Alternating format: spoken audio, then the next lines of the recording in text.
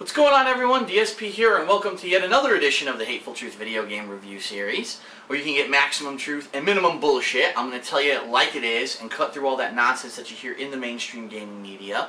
And today we're going to talk about another handheld game, which is cool. I've been actually getting into my handheld collection, my backlog of handheld games, and today I'd like to talk about Mario Kart 7, okay? And Mario Kart 7 is for the Nintendo 3DS. It is the latest installment of Mario Kart. It's kind of interesting, they didn't give any gimmicky name this time. Every single Mario Kart up to now has had a gimmicky name. This one they said, fuck it, just call it what it is. It's Mario Kart number 7. So that was kind of appreciated, actually. On the Nintendo 3DS, which has controls very similar to the Nintendo DS, I would actually say it's a little bit harder to control because you are using that thumbstick, which I've showed everyone this thumbstick many times before. And by the way, this is Kid Icarus Uprising that's on here right now, which is what's on the screen. But this thumbstick, I don't know, there's just something about it. It doesn't feel as precise as other thumbsticks that I've used.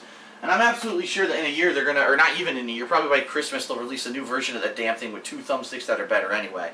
But still not that bad. Still the classic Mario Kart gameplay that you're going to come to expect. You're going to have power sliding that leads to your dashing. You're going to have your speed boost at the beginning of the game if you hold down the button at the right time when the starting light's going to go on. When you actually jump or get launched off of a ramp, if you press your jump button, your shoulder button during it, you actually get a boost there, speed boost. So it's got those little interesting tweaks that give you the competitive edge during a Mario Kart game. But at its core, Mario Kart 7 is Mario Kart. It's the same kind of stuff that you've been playing for the past 15 years with really not that much innovation. I mean, the main changes in Mario Kart 7, number one, you have the ability to glide with a glider, okay? And the glider is used on certain really high jumps. So you take a high jump, all of a sudden your hand glider will come out, you'll glide a little bit, you have the ability to control where you land and do some things in the air. It really doesn't add that much to the gameplay whatsoever, to be completely honest. And you can only use it in certain situations that the game predetermines anyway, so it's not like it's some special thing. There's some new items in the game. There's a fire flower that allows you to shoot fireballs either forward or backward for a limited amount of time. There is a leaf that gives you a tanuki tail or a raccoon tail, whatever you want to call it, and it allows you to hover a little bit in midair, but also is defensive, because if anything's coming near you, you can use the tail to whack it away, including other drivers, by the way. And there's also the Lucky 7, and what that is if you're really behind in the race, you'll get a Lucky 7, you use it, all of a sudden you'll be surrounded by a variety of items that you can use. I mean, you'll have fucking bombs, you'll have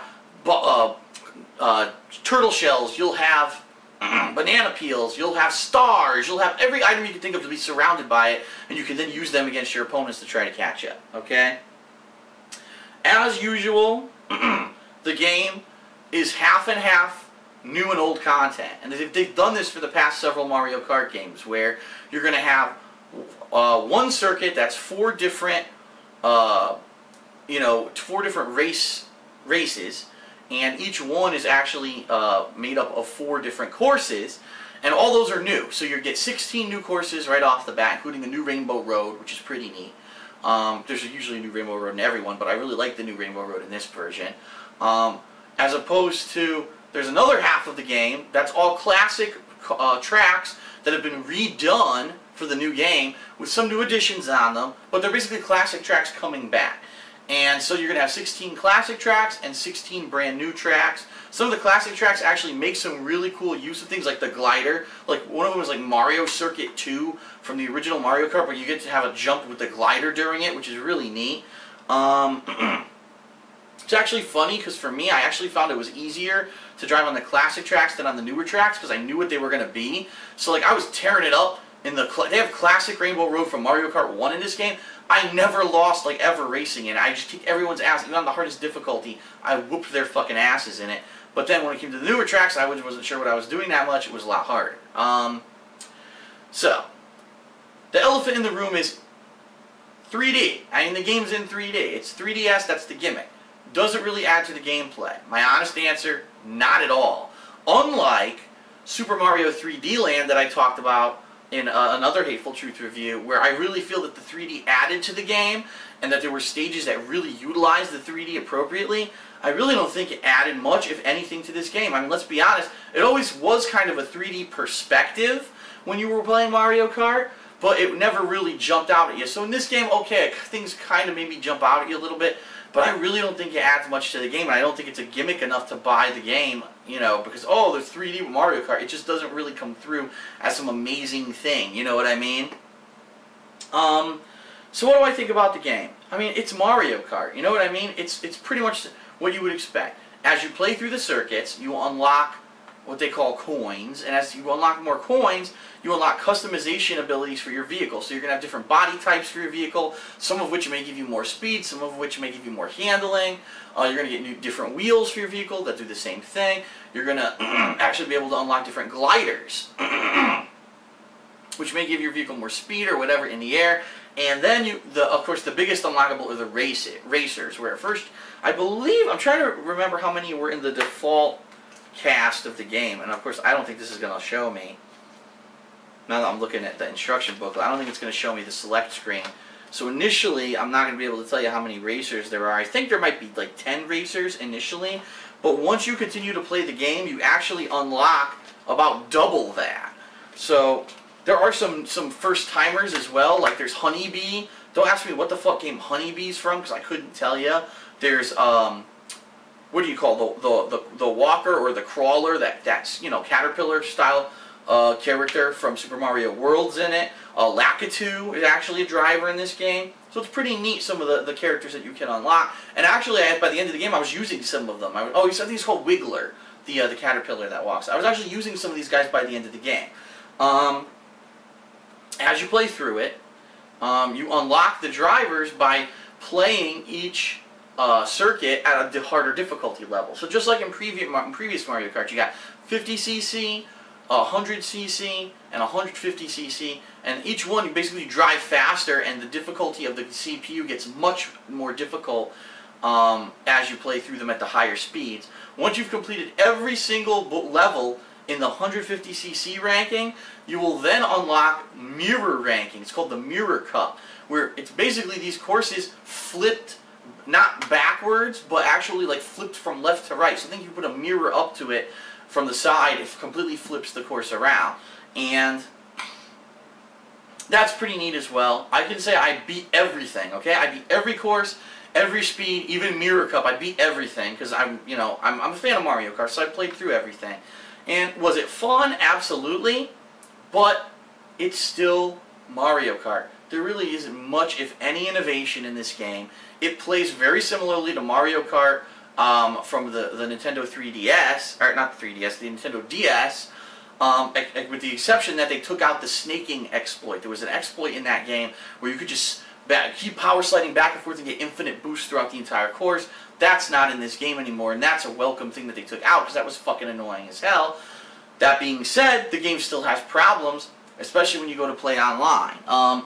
There's a huge exploit in one stage of this game where there's a shortcut, and if you don't take the shortcut, you have no chance of winning the race. So you basically, there's two ways to go, and you have to take the shortcut if you want to have a chance of winning the race. Now the problem is, a lot of people don't know the shortcut. So what ends up happening never fails. Every time you play online, half the people are voting for that one stage because they know the shortcut, and that's the cheap way for them to win online, is to use this one abusable thing.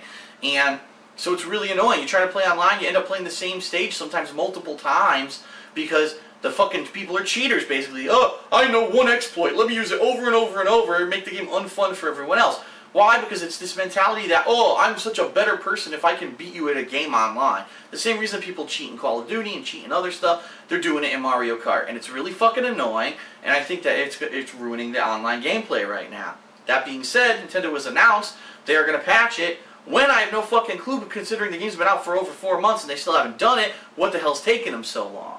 So, Mario Kart 7 is what you would expect. It's fun, you know. It's the kind of game where you're going to have some fun, numerous hours, going through every single course at every speed, unlocking everything in the game.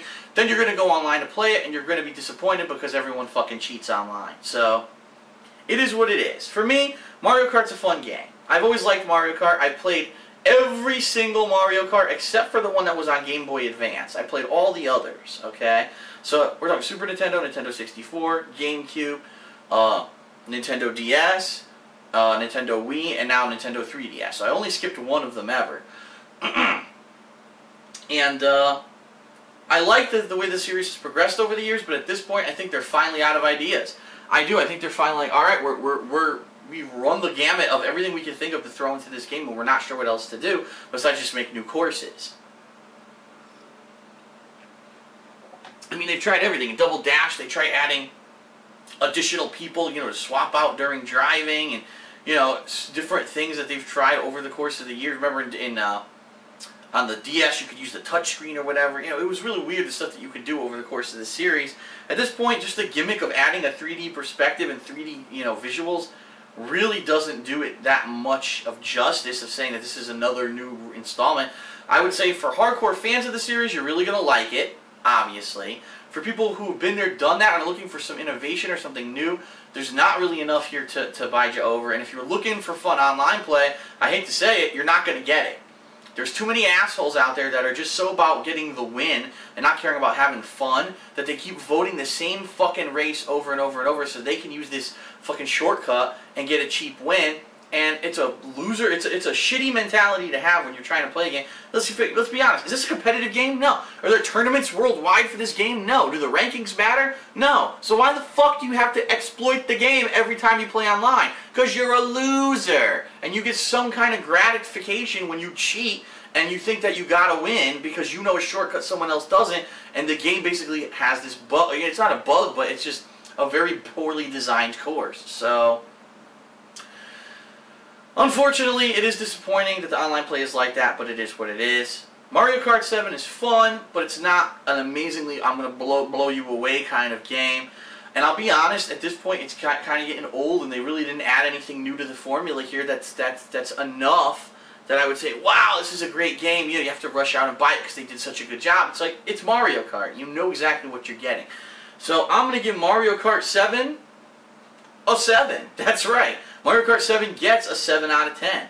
It's just barely above average at this point, A 5 would be average. It's a good game, but they haven't added anything enough to push it into the realm of a must-buy or anything like that. And especially the fact that the online play is kind of balls, that's why it is where it is. If the online play were good, you know what I mean, if it didn't have that problem, then at least I could say, okay, this is good, you're going to get lots of replayability because you're going to go online and play people worldwide, it's going to be fun. But they fucked up the online play horribly because of that exploit, and right now it's pretty much unplayable. You're going to end up playing the same course over and over and over, and you're going to get bored. So, unfortunately, I hate to say that, but it is what it is. Mario Kart 7 gets a 7 out of 10. If you like Mario Kart, you're going to want to pick it up, but don't expect anything great out of the online play. Okay? So that's it for another edition of the Hateful Truth video game review series. I hope this episode was informative for you, and it'll help you make your decision whether or not you want to get the game or not. And that's it for this time. Thanks for hanging in there. I will see you next time on the Hateful Truth. Thanks.